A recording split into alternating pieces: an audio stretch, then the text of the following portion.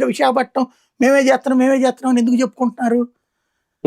అదే విశాఖపట్నం క్యాపిటల్ అని ఎందుకు పెట్టుకున్నాడు జగన్మోహన్ రెడ్డి?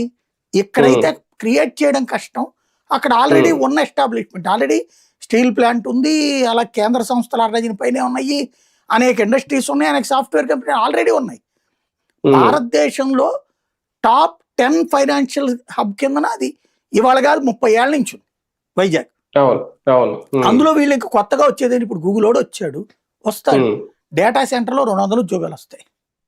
200 ఉద్యోగాలు అక్కడ. ఈడు రేపు రిలయన్స్ వాడు వచ్చినా అంతే. అదే డేటా సెంటర్ వలన ఉద్యోగాలు ఏమీ రావు, డేటా సెంటర్ వలన వేల మంది ఉపాధి పోతుంది. ఎట్లాగంటారా? ఇప్పుడు డేటా సెంటర్కి ఒక 5,000 ఎకరాలు ఇచ్చారనుకుందాం, లేదా ఒక 1000 ఎకరాలు ఇచ్చారనుకుందాం. 1000 ఎకరాలతో కనీసం ఒక 500 మంది ఉపాధి పోయినట్టేగా. రైతులు కదా, వాళ్ళ భూమి కదా, వాళ్ళు పండించుకునేది కదా, దాంట్లో ఆధారపడ్డ వ్యవసాయ కూలీలకు ఉపాధి పోయినట్టే కదా. 1000 మంది ఉపాధి ఉద్యోగం పోయి, 1000 కుటుంబాల ఆధారం పోయి 200 మంది ఉద్యోగాలు చేస్తారు అక్కడ. ఇది అక్కడ జరిగే డెవలప్మెంట్. గూగుల్ అయినా అంతే.